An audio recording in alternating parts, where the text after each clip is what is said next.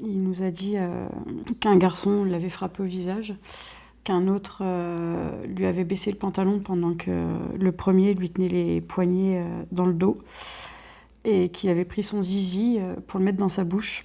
Il nous dit qu'il a hurlé, que personne l'a entendu et qu'il s'est retrouvé enfermé dans les toilettes avec les deux petits mis en cause. Un mois après, cette maman est toujours sous le choc de l'agression de son fils. Des faits d'une rare violence entre des enfants de 6 ans. Immédiatement, les parents ont décidé de porter plainte. Que notre fils soit reconnu en tant que victime et que les deux mises en cause puissent être pris en charge parce que à cet âge-là, ça n'a normalement pas connaissance de la sexualité ni de ce genre de choses. Donc on s'inquiète aussi pour les deux petits garçons en question.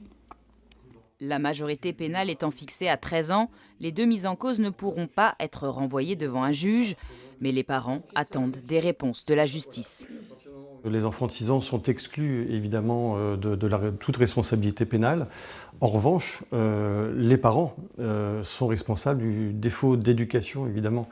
Et je pense qu'ils vont devoir probablement s'exprimer sur le plan judiciaire pour comprendre les raisons pour lesquelles ces enfants sont passés à l'acte de manière aussi violente. L'enfant de grande section et les deux agresseurs présumés sont toujours scolarisés dans cette école. L'éducation nationale assure avoir fait le nécessaire pour accompagner et sécuriser la victime. Plusieurs mesures ont été prises pour sécuriser différentes zones et des temps de vie au sein de l'école, et ce, pour l'ensemble des élèves scolarisés. Aujourd'hui, la famille de la victime déplore un manque de soutien de l'administration. Le petit garçon, lui, reste toujours très angoissé. Il est suivi par une psychologue.